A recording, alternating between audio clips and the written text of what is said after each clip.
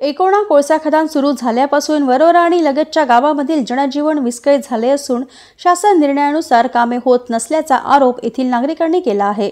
कोळसा खदानीतून निघालेले ट्रक वरोरा शहराच्या मध्यभागातून नेहमी जात असतात। यापूर्वीही भव्य आंदोलन केल्यामुळे रहदारी बंद करण्यात आली होती। यावर उपाययोजना म्हणून उपविभागीय कार्यालय वरोरा इथून लिखित आश्वासन देत ही रहदारी बंद करण्यात आली होती व तात्पुरता बायपास रोड MIDC इथून देण्यात आला होता।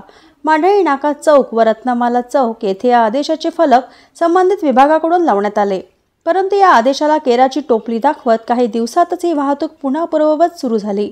मात्र यावेळेस प्रशासन आणि संबंधित अधिकाऱ्यांना हाताशी घेत कोळसा व्यापाऱ्यांनी आपला डाव साधत कोळसा वाहतूक राजरोसपणे सुरू केली।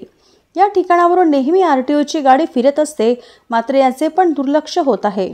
त्यामुळे या परिसरातील नागरिक त्रस्त असून रात्रीच्या वेळेस हे ट्रक मोठ्याने आवाज करीत रहदारी करत असल्याने सर्वसामान्य जनतेला झोपणे अवघड झाले आहे। रस्त्याची दुरावस्था झाली आहे। प्रदूषणाचे प्रमाण वाढले, येण्या जाण्यासाठी अडचणी निर्माण झालेल्या आहे। त्यामुळे येत्या 7 दिवसात प्रशासनाने ही वाहतूक बंद न केल्यास नागरिकांनी जन आंदोलन उभारण्याचा इशारा प्रशासनाला दिला आहे। एकोणा कोळसा खदानीतून निघणारे सर्व ट्रक वरोरा शहराच्या मध्यभागातून जात असतात।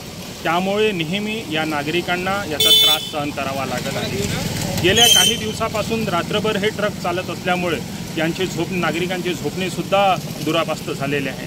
त्यामुळे जनसामान्यांच्या भावना इतक्या तीव्र झालेल्या आहे की या ठिकाणी आंदोलनाचा इशारा सुद्धा लोकांनी दिलेला आहे। त्यामुळे आता हा आदेश या ठिकाणी आपण पाहू शकता की आदेश सुद्धा या ठिकाणी देण्यात आला होता की या ठिकाणी जड वाहतूक कोळशाची जड वाहतूक ही करण्यात येऊ नये। तरी सुद्धा या आदेशाला केराची टोपली दाखवत कोळसा व्यापाऱ्यांनी राजरोसपणे कोळशाची वाहतूक अवैधपणे रात्री आणि दिवसा चालू केलेली आहे।